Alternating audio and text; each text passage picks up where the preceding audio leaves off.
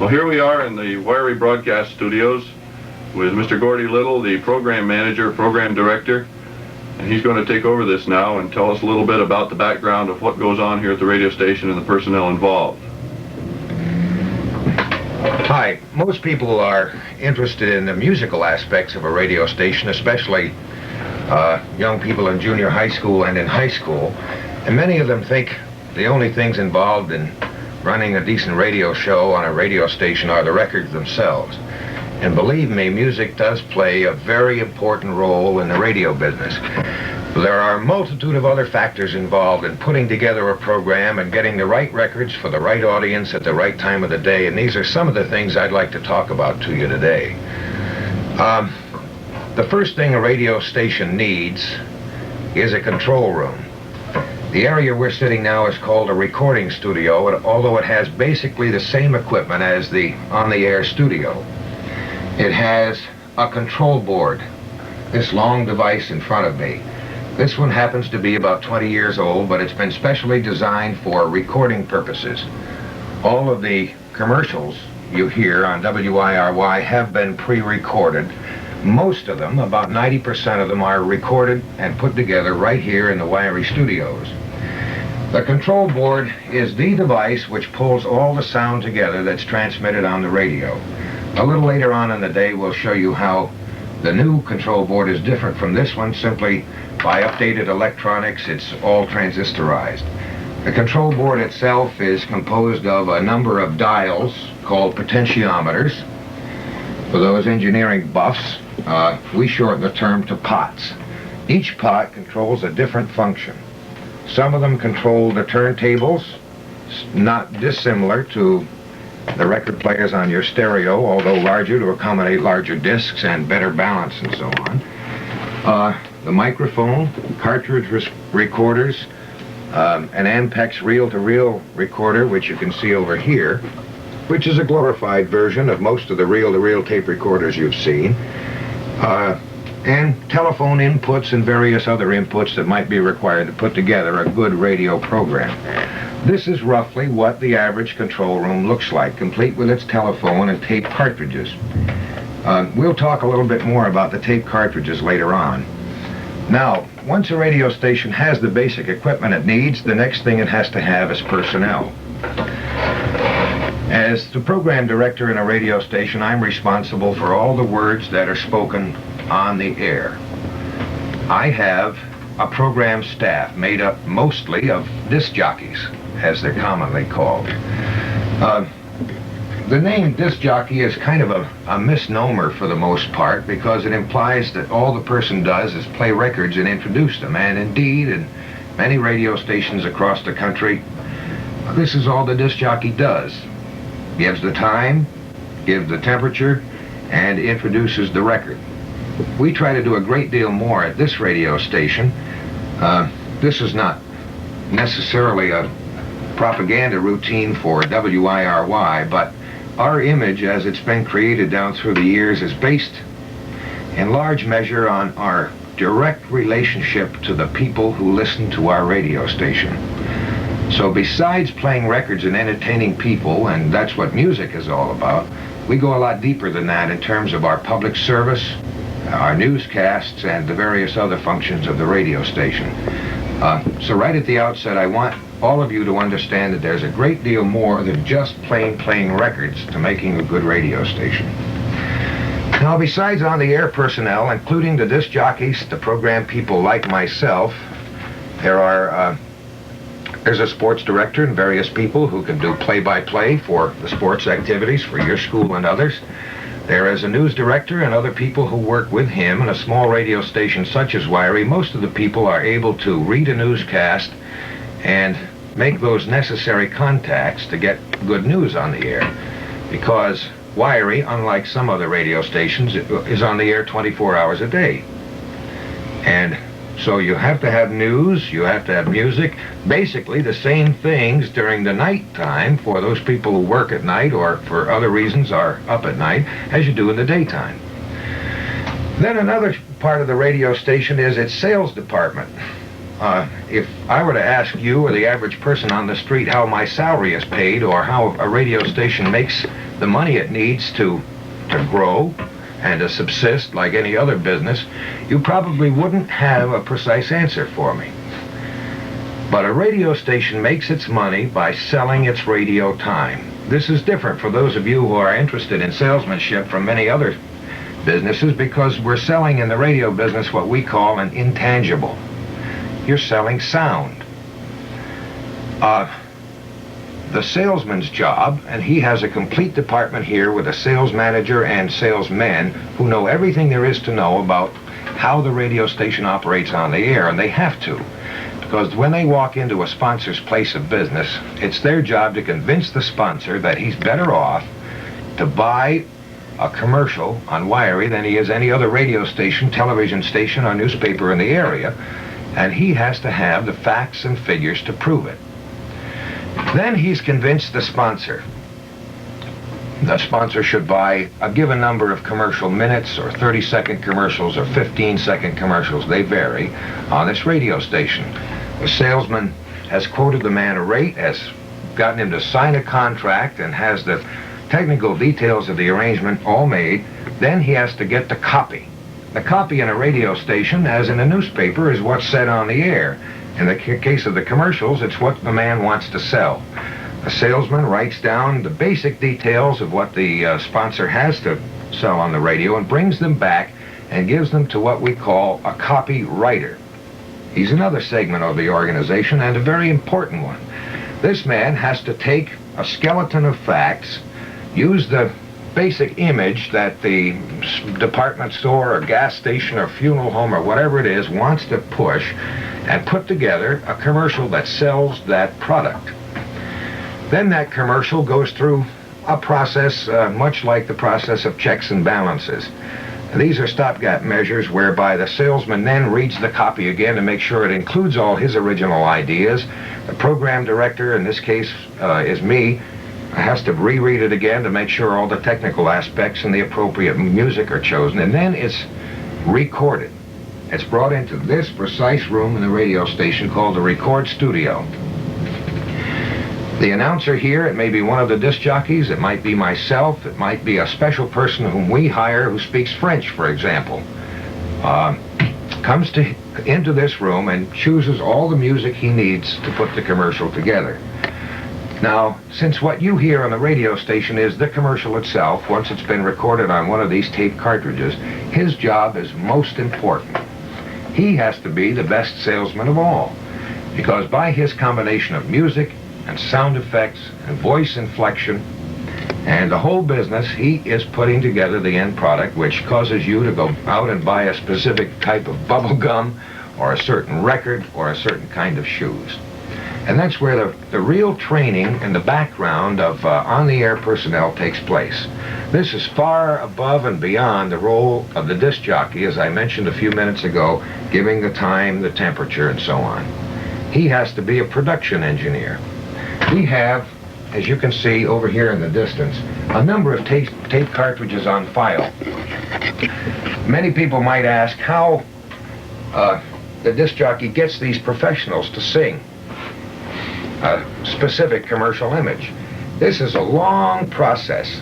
The salesman, in working with the prospective customer, in this case a store or whatever it might be, knows what kind of an image this person wants to present, knows the product that he wants to sell, and the kind of personality he has. He'll come back to me, the program director, and say, this man wants a singing commercial image. He's an easygoing, very humble guy who relies on repeat business. He treats his customers well. His big thing is service, honesty, and dependability. With these things in mind, I call up a professional jingle company in Nashville or in Texas. There are several companies which record for us different kinds of commercial images. And I tell them basically what I need. Very often they'll come up here with a tape recorder and we'll try to devise a melody that fits the image the sponsor wants to put forth. And then he'll take it down and devise a score, play it for me on the telephone or play for me a tape about what his people have done, and I'll say, no, that's a little bit too long, or the melody is a little bit too bouncy in the middle, or we need a longer a longer stretch of what we call a bed in the middle for the actual commercial content. So we revise and redo, and as singers re-sing and change notes, and much of this is done by computer in their offices, until we come up with a commercial image. That image supposedly describes the kind of business or gives a feeling of what kind of person is selling a product. That's brought back to me. Then I have that commercial image which stays on file constantly. And that's why many of the commercials you hear on WIRY always have the same people singing the same song, and only the copy, that is the commercial itself, has changed. One of the very early jingles on radio was the old Pepsi jingle that many of the older people will remember from the 1940s. It was so popular that it sold so much soap, and See the World in a Chevrolet is a very famous jingle, as one of the others. And that's one of the ways a disc jockey is responsible for getting commercial content on the air. Perhaps a little later on we can play one of these jingles to see how they operate, but I can tell you just briefly now that there are other people also involved in a radio station. There are office people. There is a station manager who is responsible for all the business, technical, and on-the-air aspects of the radio station. He is the coordinator. And very often, a radio station is part of a corporation involving other radio or television stations around the country. In this case, WIRY Incorporated has two other radio stations, one in Front Royal, Virginia, and one in Burlington, North Carolina, playing different kinds of music for different kinds of people and doing different things. And that's his job. And those are basically the people involved in a radio station, but we work so closely with the public here in the North Country that their role, not only as listeners, but as people who comment on the radio station on special programs, they're just as important as anybody who works here, because after all, they're what we're doing all of this for. Now, I've showed you some of the equipment involved. Perhaps you can come around here and have a look at this cartridge machine. This cartridge itself, and this is one of the backbones of the business now, is not really unlike your average 8-track stereo cartridge. The tape is wound on this spool in a continuous line so that it forms a large circle. This particular cartridge is 72 seconds long. Other cartridges we have vary up to 35 minutes or even an hour. We can put one 1-minute commercial on this cartridge, 2 30-second commercials, or 4 15-second commercials. To make it operate, you simply push it into the machine. To record, you press a special set button. Now, when I press a play button or a start button here, the machine puts an inaudible tone on the cartridge. Remember, I told you the cartridge is a continuous circle. Once the tone is put on the cartridge and I start it rolling, I have to talk or play a record or a jingle or whatever I want to put on the cartridge. And then, after the machine has forced that tape to go in a complete circle, it comes back, and the unit in the machine actually reads that inaudible tone, which you can't hear on the radio. But when it gets there, it stops the cartridge automatically, right back at the beginning of the commercial, so it's all ready to go again. When the commercial is finished, we take it out, put it back in a special alphabetical rack in the control room, and it's ready to go again. Why don't we listen to one of these commercial jingles so you'll get an idea what I mean. This one happens to be 60 seconds long. It's for the D&D Construction Company, and as the label tells you, there is 27 seconds for copy in between. You'll hear the singer sing, and then you'll hear a musical bed, just music for 27 seconds, that I would mix together with my voice to make a complete commercial. This is what the jingle sounds like. When you need a builder, look for quality. Come on, Woodley at D&D Construction Company. You can pay more, but you can't get more than you get when you build it with D&D.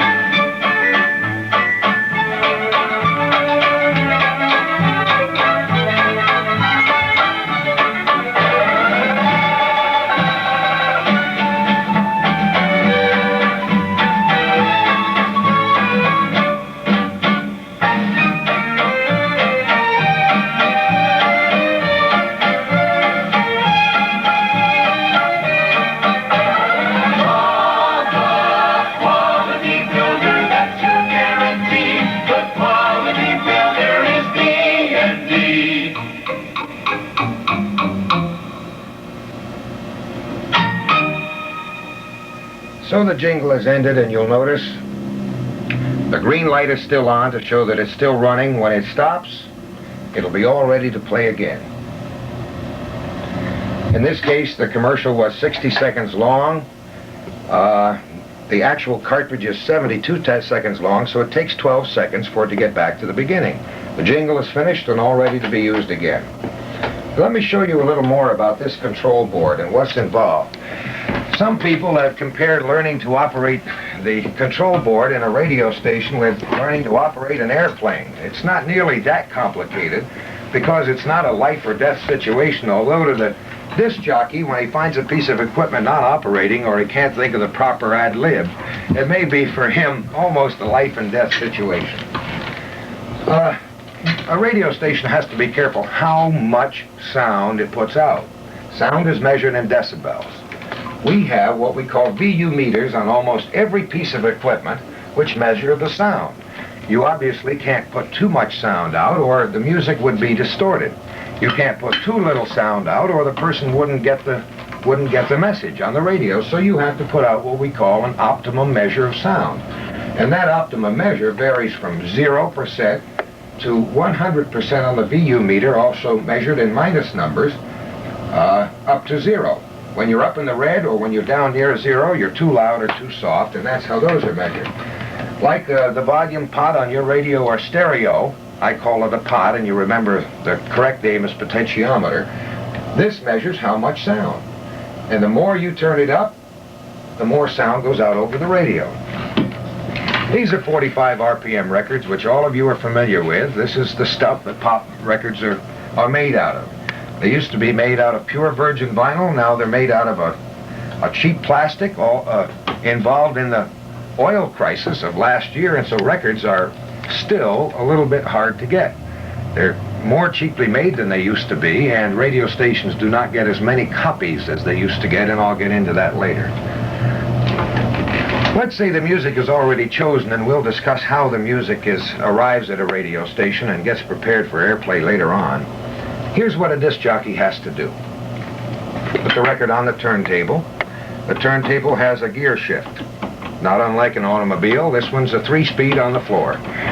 It involves 33 1/3 RPMs for long-playing LPs, 45s for 45 RPM records, that's revolutions per minute, and 78s, and most of you, I'm sure, have never seen a 78 recording, although pop music, when I was young, was all on 78s, and they spin very, very fast. So we'll take the middle position and put the needle on the record. When you're at home playing music on your home record player, you don't care how long it takes for the music to begin. So you may have an automatic device which drops the records and the needle works its way from the outside groove and begins the music. We can't do that on the radio. When we introduce Andy Williams and Love Story, he's got to be singing or the music's got to be playing. And this is where a process called queuing up a record comes in. It involves putting this control board into a special mode of operation called cue, so that I can spin the record by hand and hear the first note, but you wouldn't hear it on the radio. This is while another record is playing. I'll turn the record until I hear the first note in a speaker. Hear it? You'll hear the sound. Then I back it up just a little bit so it's almost ready to begin. Now there are two ways I can start that record on the radio. I can push the on switch and hold my finger on the record so the turntable starts and the record does not. This is called slip cueing. So that I open my microphone and say, now, here's Andy Williams and Love Story. The record begins instantly. Or I can re-cue the record and just start it with the on switch down here by saying, here's Andy Williams and Love Story. Certain times and certain kinds of records which demand cueing in a different fashion. So that's how the record is put on the air. The most interesting part of a disc jockey's trade is the fact that he has to know a great deal about music in order to convince the public about the music he plays. There's a great deal of talk about record companies paying off disc jockeys for playing their records. And indeed, in big city radio stations, a great deal of pressure is put on the disc jockey to play a specific record, no matter how good or bad it might be. And although the idea of payola is now almost passé, back in the 50s and early 60s, it was a big problem with radio stations both large and small. Record companies were growing. Back in the 50s, there were only about 10 major record companies. Now there are over 4,000. That's a lot of competition to get a tune played on the air. So you can imagine what the odds are against you becoming a popular recording star and against somebody's record in some small record company somewhere being number one on the charts. So a record company will send you the record, and that's how we get most of our records, because after all, we do create the hits. If you didn't hear our records on the radio, chances are you wouldn't buy them. You wouldn't know they existed. So they send you special promotional copies. Some radio stations have a music director, and that's all he does, audition records and decide how to run the music show. In a radio station this size, my job as program director includes being the music director. So that I audition, that is, I come into this studio or another one and listen to every record that comes into the radio station, and the weight is on my shoulders to decide whether you're going to like the tune. People's taste in music vary tremendously. People will walk up to me and say, "Why don't you play some good music?" And I'll say, "What's good music?" And they'll say, "Charlie Pride." And somebody else might walk up to me and say, "Play good music," and their idea of good music might be only Blood, Sweat, and Tears. Somebody else might like opera.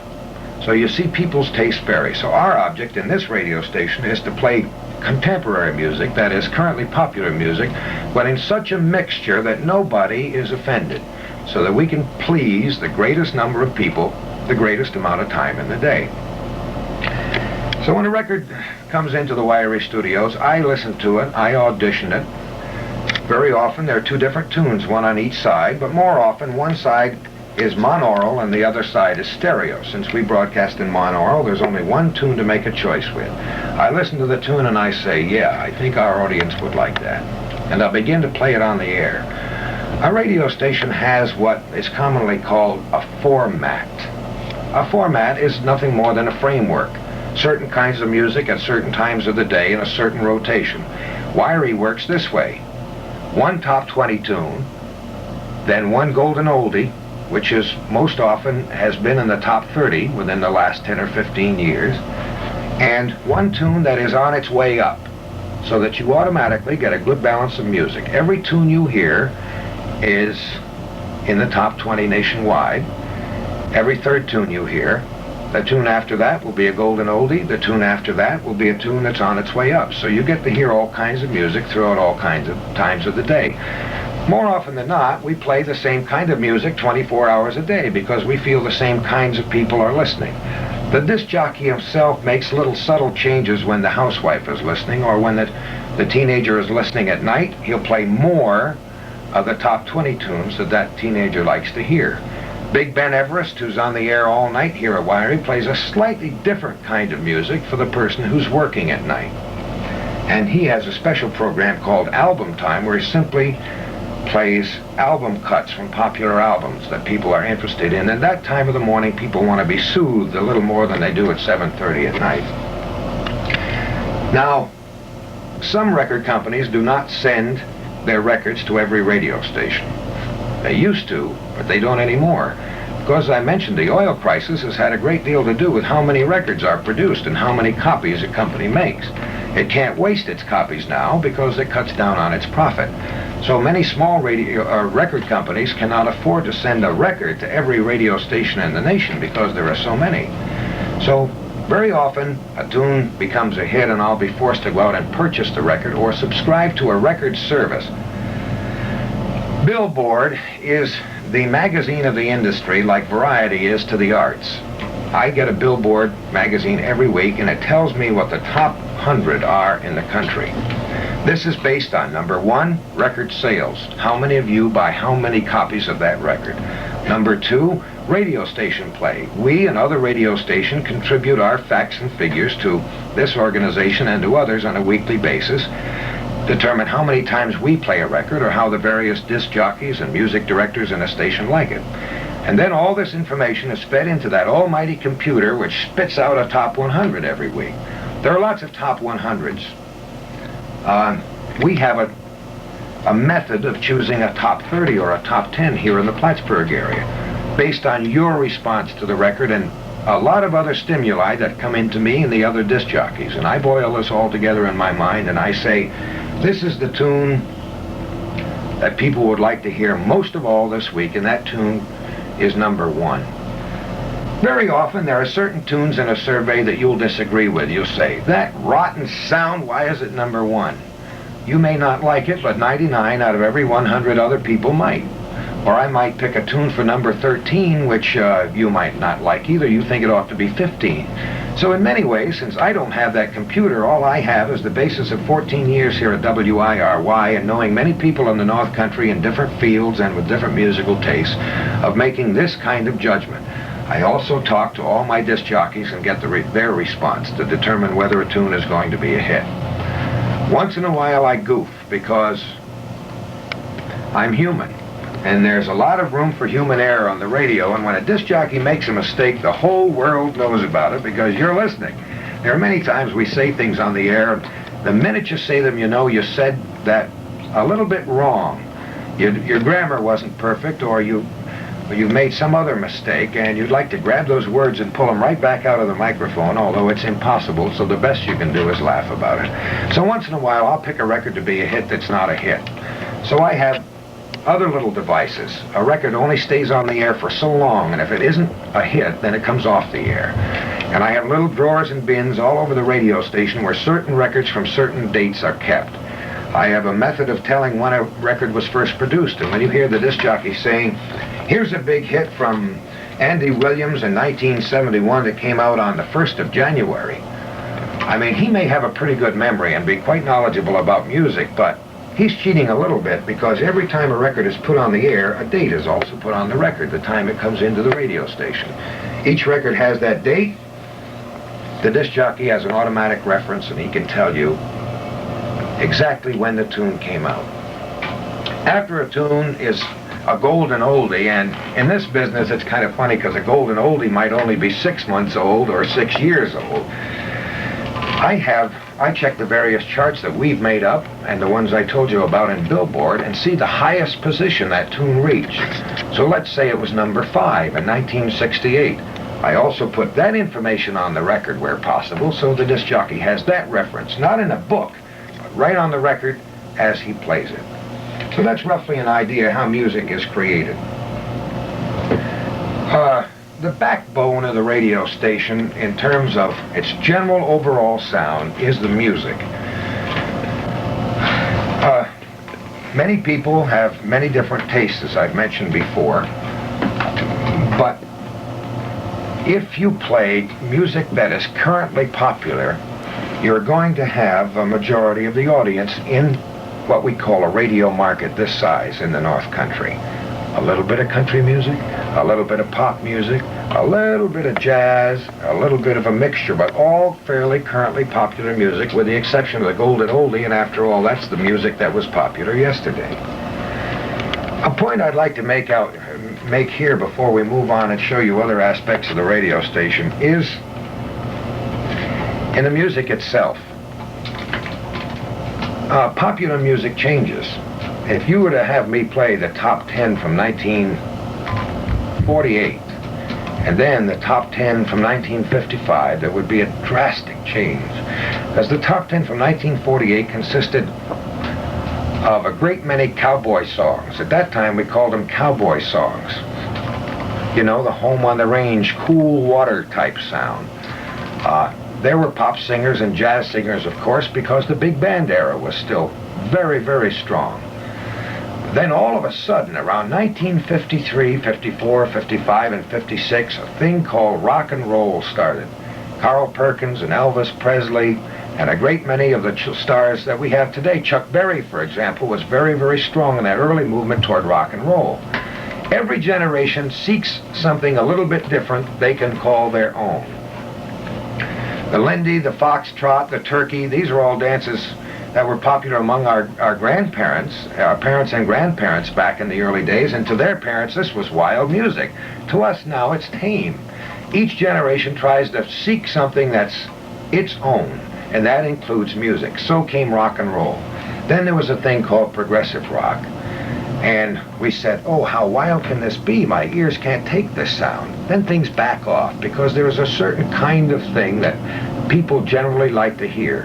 And while you have, in this day and age, on WIRY and other radio stations, a lot of progressive rock and really wild sounds that sort of get into your bloodstream and the marrow of your bones and make you feel good if you like that tune, there are still lots of very popular songs with lyrics that rhyme, with very specific melodies you can whistle, and this is what holds music together. Music will launch off in these wild directions to accommodate the tastes of a certain kind of people, and because people like to experiment. That's the great thing about the music business. There's so many ways you can experiment, but they always come back to that basic theme, a strict meter or an appealing beat. And so, no matter how long you listen to the radio now or 5 years from now, you'll still hear beautiful melodies.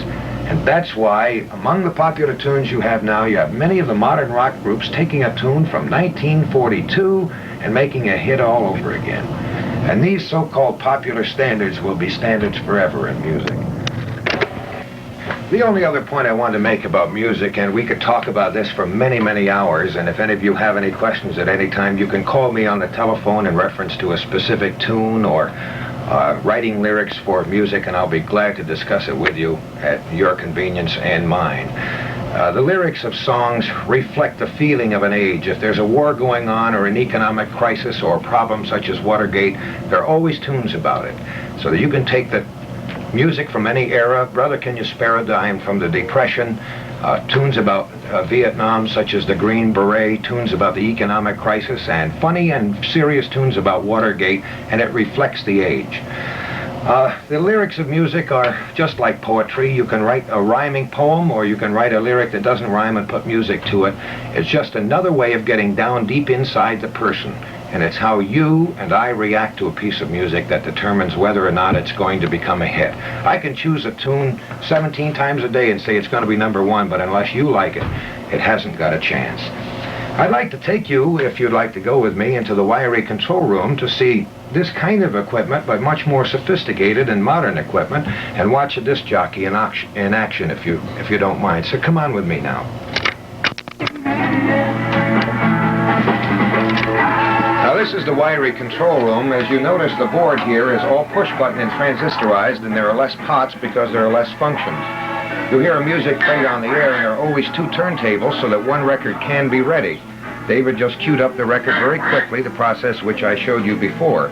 He has in front of him a station's log, which involves another person in the radio station called the traffic director, and her responsibility is to put the commercials and the programs on the log as they're prescribed and as they have to go. David also has the responsibility, and this is Dave Andrews, by the way, of logging the exact time and length of every commercial and program he runs on the radio, because we're controlled by a federal organization called the FCC, and they prescribe what bounds we can stay within and go outside of in operating our radio station. This is a Lazy Susan, including all the commercials and jingles we operate on the radio station here. David has 2 cart machines up here which play those cartridges, and 2 below.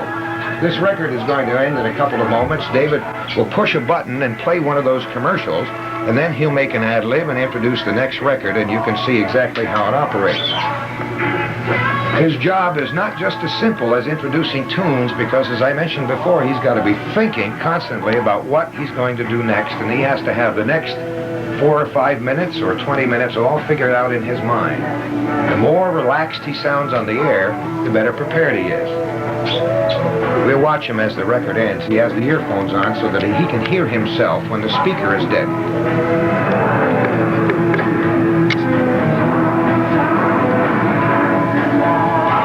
That's 3 Dog Night from the WIRY Hall of Fame, and it's 19 before 11. Sidney J has news of the day at 12:30 today.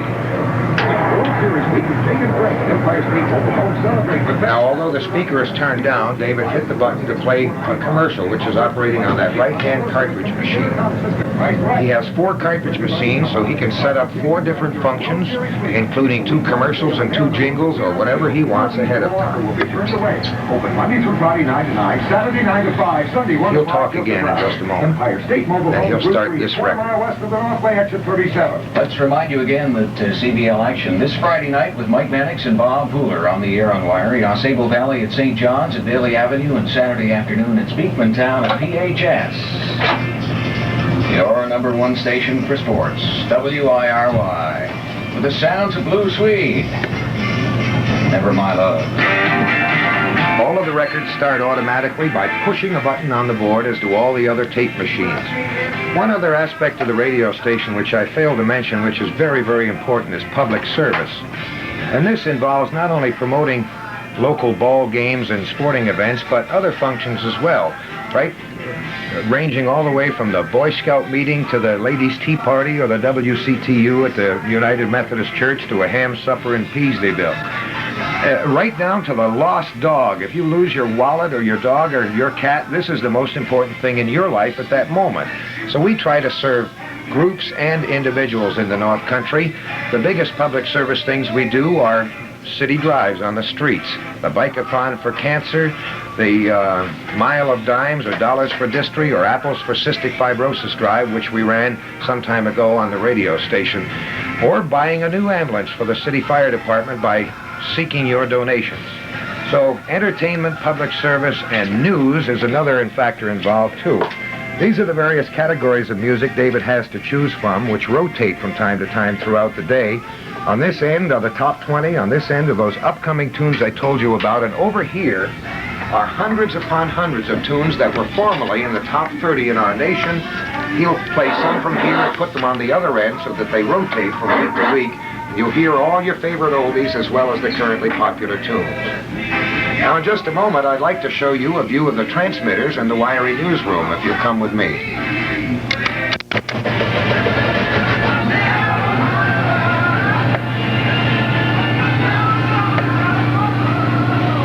Now, we get in here and we'll close the door. Tell me when you're ready to begin. Now, once we've done everything on the air, one of the important things is to get that signal out to you. It wouldn't be enough that we entertain ourselves, although we enjoy that, and that's why we're in the business. We have to get that signal on the air. Earlier in the program, you saw the Wiry towers. We have to get the signal to those towers. This is how we do it, with these huge transmitters. Wiry broadcasts 1,000 watts in the daytime and 250 watts at night. These huge tubes take all of that sound and amplify it, sending it to the towers, and then the sound is transmitted from the towers through the airwaves to your radio set. We have a 1,000-watt transmitter, next to it a 250-watt transmitter, and behind the camera a 250-watt auxiliary transmitter in case the other two fail. In Wiry, as in the space program, you always have to have something to back up your current function, so if one piece of equipment doesn't work, another piece of equipment does. Now, if you follow me, I'll show you how a teletype works. Many of you are not familiar with the teletype.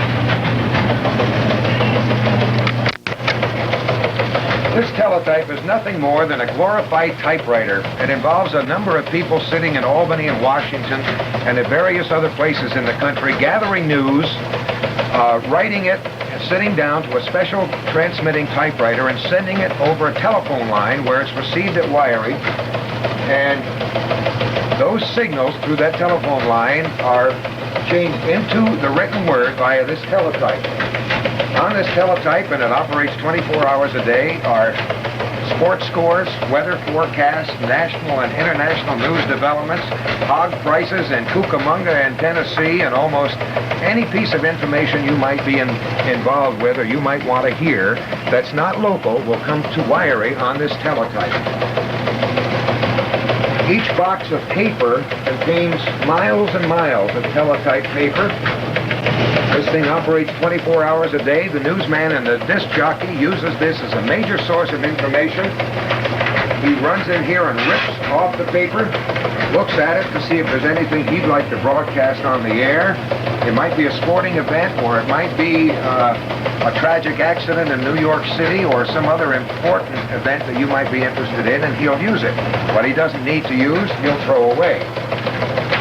Radio station has a great deal of use for telephone lines, which are very expensive, and many of our mutual newscasts come from a telephone line from New York City. When you hear mutual news, that is another huge news staff in New York City, which feeds network news to over 600 radio stations across the country. And when we press a button on the hour and a half hour throughout the day, you hear mutual news on WIRY. Then we have local news involving our news director, Sid Spiegel, and he works from this room in here.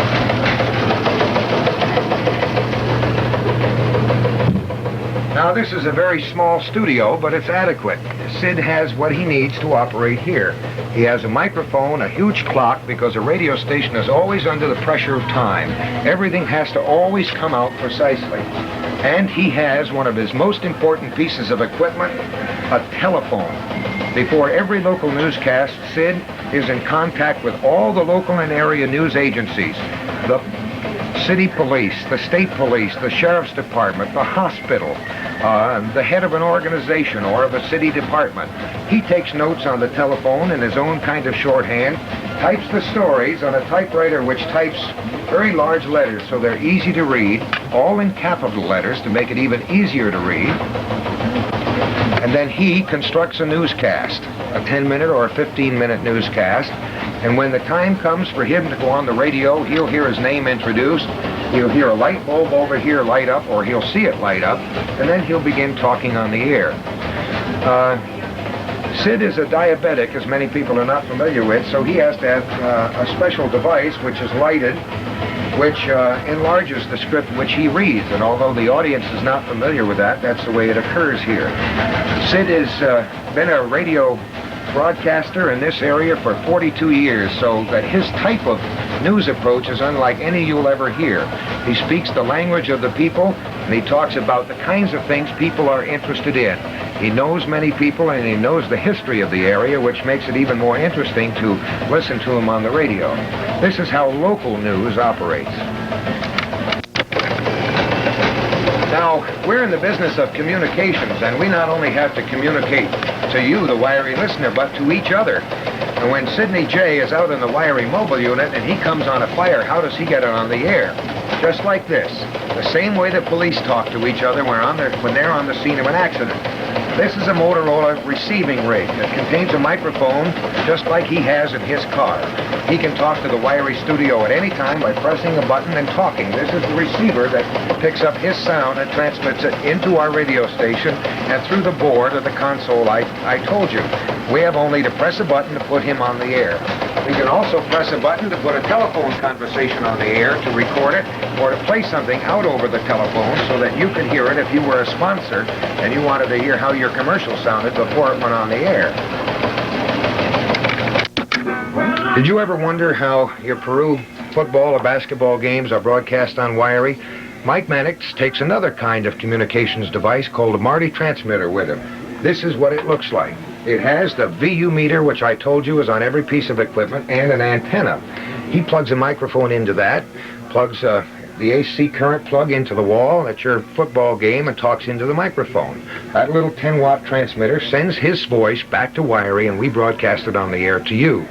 This antenna on the scene of the sporting event or whatever it might be has to be pointed directly at WIRY. We have a receiving antenna on the roof which must be turned with a rotor much as your television rotor is turned, right at Mike wherever he is. The signal is received and rebroadcast to you right here on WIRY. This gentleman is Bob Get Out of the Pool Pooler, whose voice you hear quite often with Mike Mannix at sporting events. He also is a jack of all trades around the radio station, and this room he's in is another recording studio. We call it the auxiliary recording studio. It has a much smaller board or console, but it has all the other equipment needed to run a radio station from this place if we need to. This is used to record special news bulletins, to record record shows if it's necessary, and for anything else we might need to record. We do a lot of recording here at WIRY, and that's why we need two studios.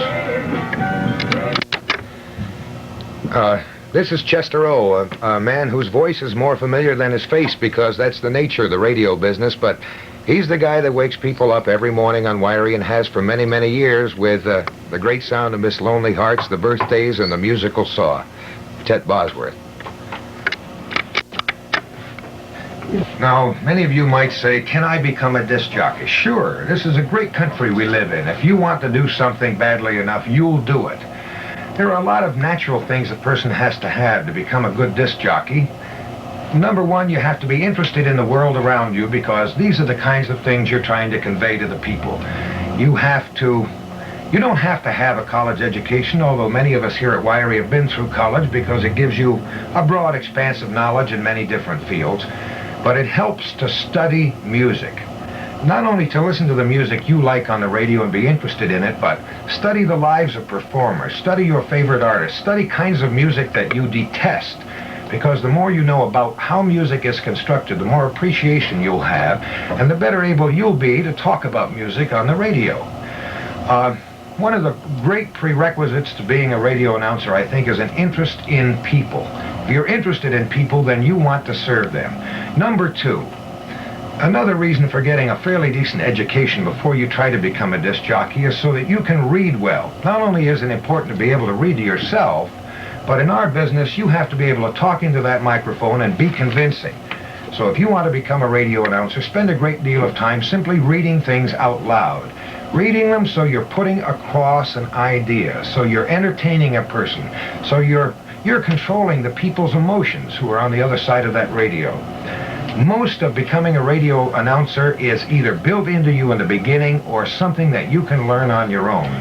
I didn't go to a specific radio school to become a radio announcer, but I did spend many years and many thousands of hours practicing with my own home tape recorder. Understanding how music works is vital because, as you can see, in making a commercial, I have to use different kinds of music and choose the exact kind of music that goes with that specific commercial. And I have to do it quickly because efficiency is important in this business and in any other. So if I know how music is put together, and I have an appreciation for music from progressive rock to classical music, and I understand a great deal about it, my job is so much easier, and you're more entertained when you listen to me on the radio.